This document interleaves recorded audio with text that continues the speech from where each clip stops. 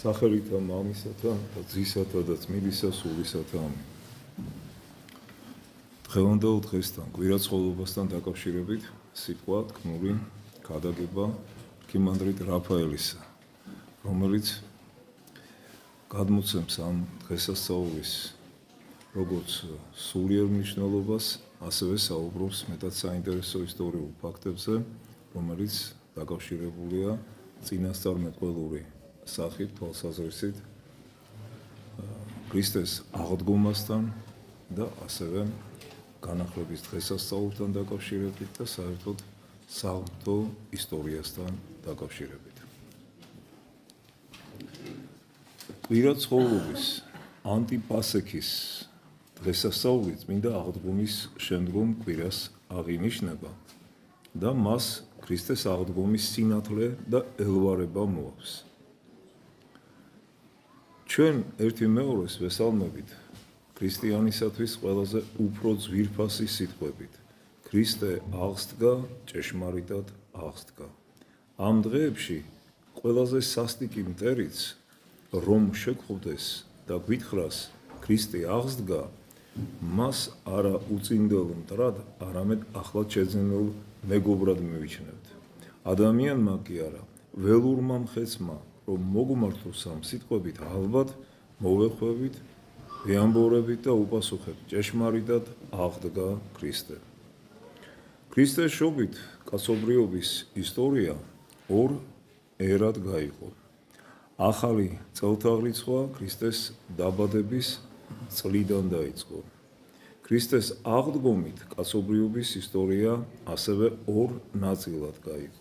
პირველი პერიოდი ეს არის ცოდვის, ჯოჯოხეთისა და სიკვდილის ბატონობის ხანა და მეორე სიკვდილისა და ჯოჯოხეთის დამარცხებისა და დათორგუნვისა. ამიტომ ქრისტე აღდგა გაისმის როგორც სიკვდილზე გამარჯვების ჰიმნი, სეციური და ამქვეყნიური ეკლესიების ჰიმნი. ეს ორი სიტყვა ძველ და ახალ აღთქმათა აღსრულების უმაღლეს აზრს შეიცავს. რას ნიშნავს პასექი? სემიტური ენებიდან რომ გადმოვთარგმნოთ, იგი ნიშნავს გვერდისავლას.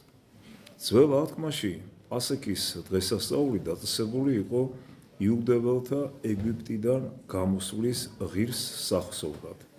ღვთისმეტყველნი ამბობენ, ძველ აღთქმაში იფარება ახალი აღთქმა, ხოლო ახალ აღთქმაში ძველი აღთქმა იხსნება და განიმარტება.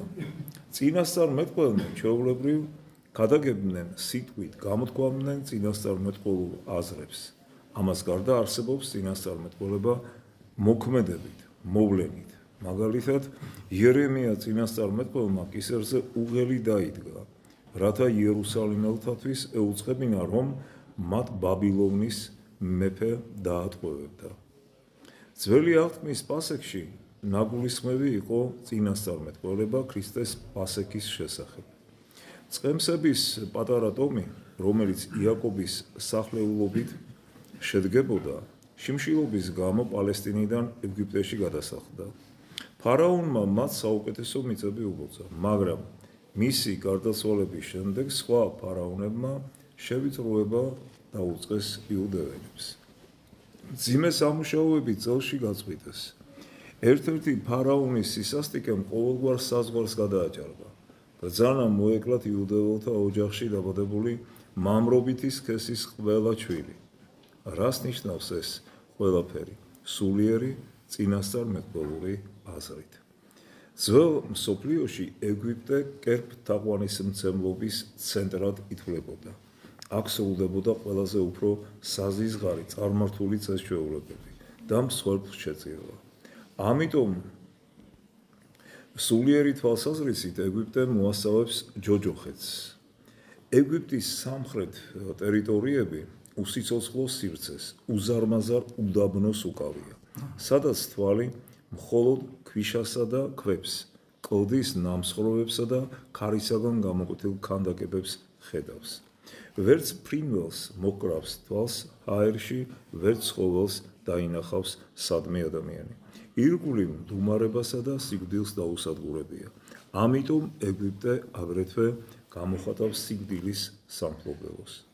თავდაპირველად ფარაონმა სიყვარულით მიიღო იუდეველები, მაგრამ სხვა ფარაონებმა დაიმონეს და უღელი დაადგეს მათ. ასევე ხიბლავს ადამიანს დემონი. ის მის თვალწინ ხატავს ბედნიერებისა და სიხარულის სურათებს, უბიძგებს ცოდვის ჩადენისაკენ. ბოლოს კი მხოლოდ საშინელი სიმწარე, სულიერი ტანჯვა და ნაღველი რჩება ადამიანს, რამე თუ თვითონ დემონი გულგრილობისა და სასოწარკვეთის სულია. მოსე წინასწარმეტყველმა ღმრთის შთაგონებით გადაწყვიტა ეგვიპტიდან გამოეყვანა ებრაელები, მაგრამ ფარაონის სასტიკ წინააღმდეგობას წააწყდა. შენი ღმერთი მე არ ვიცი და შენს ხალხს აქედან არ გაუშვებ, უთხრა მას ფარაონმა.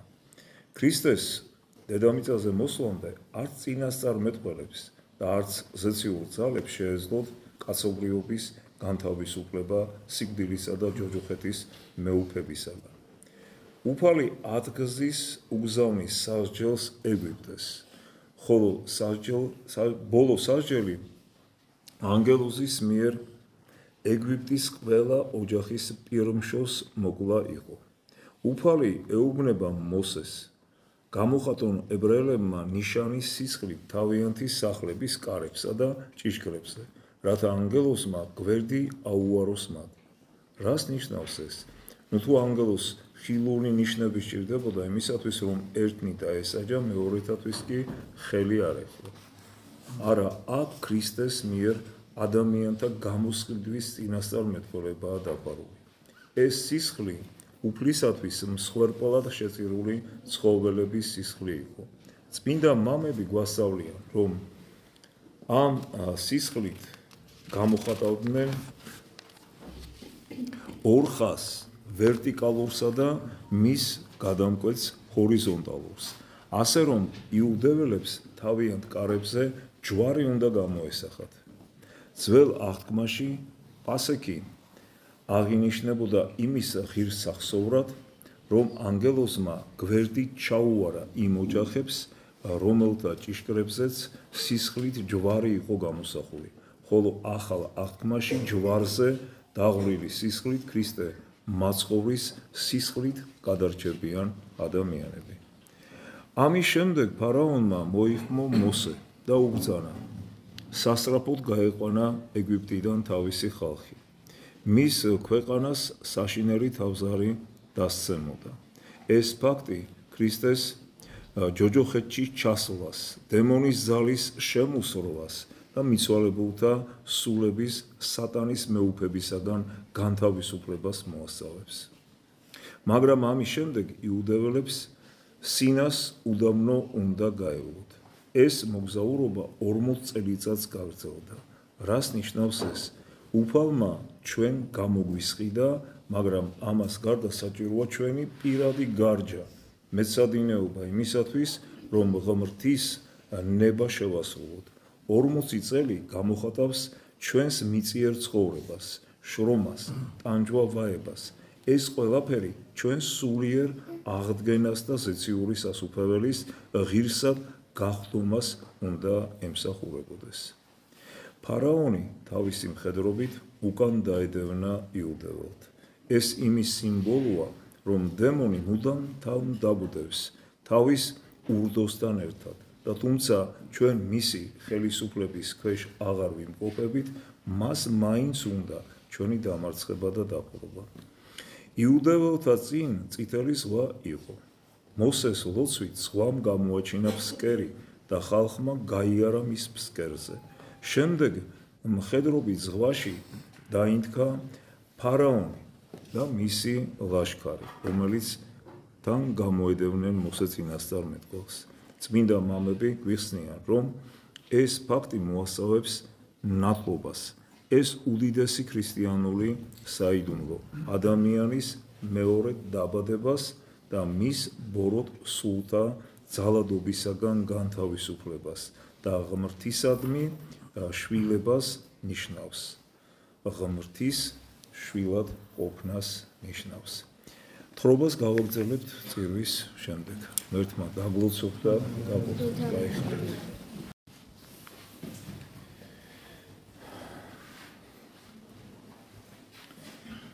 მოსეს ისრაელის 12 ტომი მოჰყავს. ქრისტემ გამოარჩია ასევე 12 მოციქული. ისრაელის 12 ტომი შეადგენს ველი აღთქმის ეკლესიას. 12 მოციქული კი ახალი აღთქმის თავდაპირველი ეკლესიის გულია. თავისი სიმამრის მადიამელი თავადის რჩევით მოსე ირჩევს 72 თანაშემწეს, ისრაელის 72 მსაჯულს. უფალი იესო ქრისტეც ირჩევს 72 მოციქულს და მსოფლიოს ყველა კუთხეში გზავნის სახარების საქადაგებლად. ბოლოს მოსეს თავისი ხალხი მოჰყავს აღთქმულ მიწასთან, რაც სიმბოლური და სულიერი აზრით ზეციურ სასუფეველს ნიშნავს.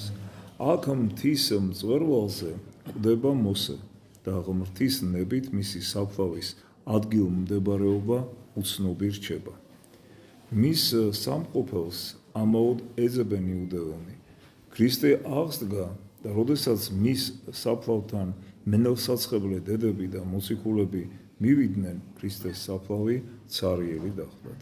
ამრიგად ძველ აღთქმაში მკრთალად თითქოს და აჩრდილებებით მოჩანს ახალი აღთქმის საიდუმლოებები. მოსე ეუბნება თავის ხალხს, რომ მიიყვანს იმ მიწაზე, სადაც მოედინება თაფლი და რძე.